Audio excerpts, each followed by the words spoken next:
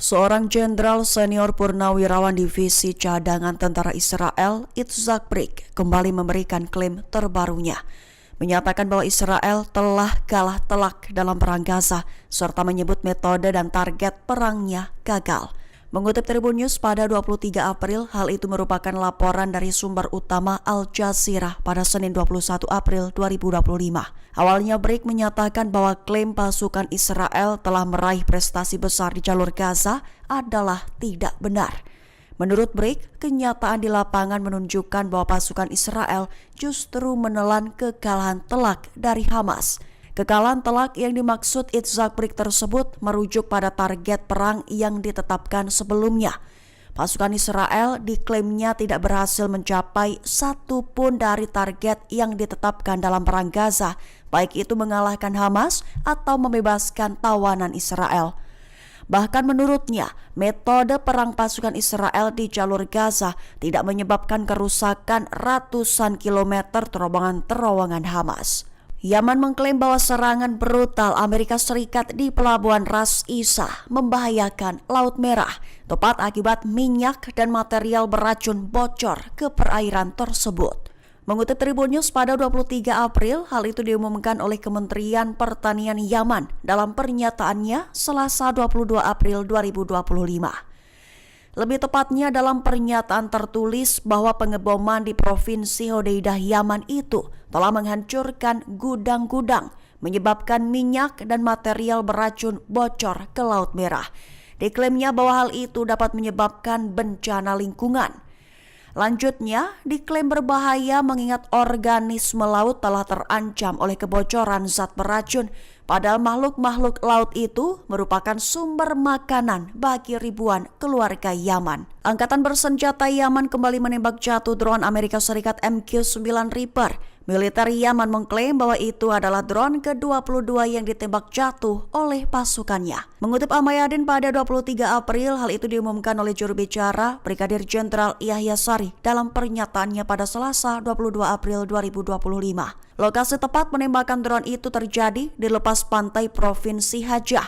Adapun alasan penembakan jatuh diklaim oleh Sari lantaran drone itu tengah melakukan misi permusuhan di wilayah udara Yaman. Sementara itu, Sari mengungkap bahwa pasukan Yaman telah melakukan 2 operasi militer yang menargetkan kapal induk Amerika Serikat USS Harry S. Truman, termasuk juga terhadap kapal USS Carl Vinson dan kapal perang pendampingnya di Laut Merah dan Laut Arab. Serangan itu dilaporkan melibatkan rudal jelajah dan pesawat nirawak Yaman. Ditambahkan oleh Sari bahwa kemampuan pertahanan Yaman telah meningkat secara signifikan dalam beberapa minggu terakhir. China dilaporkan telah meluncurkan senjata hidrogen dengan bola api mencapai suhu 1000 derajat Celcius. Muncul pertanyaan apakah sebagai upaya persiapan menghadapi ancaman militer dari Amerika Serikat. Mengutip Al-Mayadin pada 23 April, hal itu merupakan laporan dari sumber utama Izvestia pada Selasa 22 April 2025. Dikabarkan bahwa China telah berhasil menguji bahan peledak berbasis hidrogen non-nuklir baru. Alat peledak itu memiliki berat 2 kg, menggunakan magnesium hibrida, bubuk kaya hidrogen berwarna keperakan yang awalnya dirancang untuk sistem energi di luar jaringan sebagai bahan bakar utamanya. Setelah meledak, senjata itu menghasilkan bola api yang suhunya melebihi 1000 derajat Celcius. Diklaim cukup panas untuk melelehkan kuningan dan paduan aluminium. Di satu sisi, uji coba itu sejalan dengan modernisasi militer Beijing yang lebih luas dan persaingan strategisnya dengan Amerika Serikat. Adapun Taiwan memang tetap menjadi titik gesekan utama. Namun Beijing menegaskan kembali kebijakan satu Cina dan memandang tindakan Amerika Serikat yang memasok senjata ke pulau itu sebagai ancaman terhadap kedaulatannya. Dengan begitu, dalam konteks ini Tiongkok tengah berupaya meningkatkan postur pertahanannya dengan cepat. Seorang juru bicara militer IRGC, Jenderal Ali Mohammad Naeni, berikan peringatan terbarunya kepada para musuh terkhusus Amerika Serikat dan Israel. Mengutip Tasnim pada 23 April, peringatan itu dilontarkannya dalam konferensi pers pada Selasa 22 April 2025.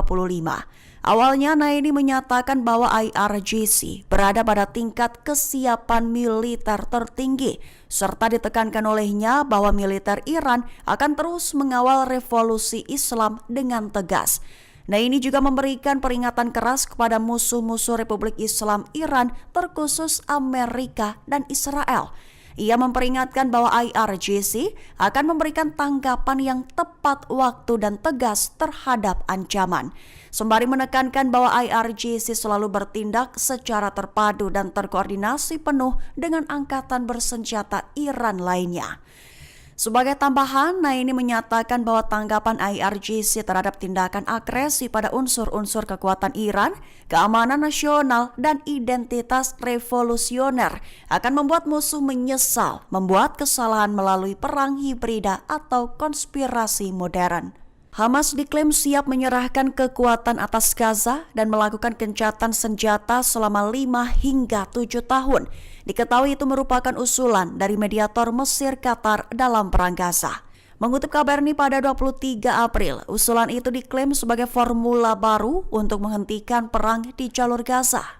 Menurut pejabat senior Palestina dengan tanpa disebutkan namanya, menyatakan bahwa proposal itu mencakup gencatan senjata yang berlangsung antara 5 dan 7 tahun. Juga pembebasan semua sandera Israel, pembebasan tahanan Palestina di penjara Israel, penghentian perang secara resmi, dan penarikan penuh pasukan Israel dari Gaza. Pejabat itu menambahkan bahwa Hamas menyatakan kesediaannya untuk menyerahkan pengelolaan jalur Gaza terkhusus kepada entitas Palestina manapun yang disepakati di tingkat nasional atau regional. Entitas yang dimaksud adalah otoritas Palestina di tepi barat yang diduduki atau badan administratif yang baru didirikan. Seorang tokoh senior Hizbullah, Sheikh Hussein Atwi, martir akibat menjadi korban pembunuhan dari pasukan Israel. Didesaknya agar pemerintah Lebanon segera mengambil tindakan tegas dengan target adalah pasukan dan negara Israel. Mengutip Al-Mayadin pada 23 April, hal itu diumumkan oleh Hizbullah dalam pernyataannya pada Selasa 22 April 2025. Hizbullah mengutuk keras apa yang disebutnya sebagai pembunuhan, pengecut, dan pengkhianatan atas serangan terhadap Sheikh Hussein Atwi.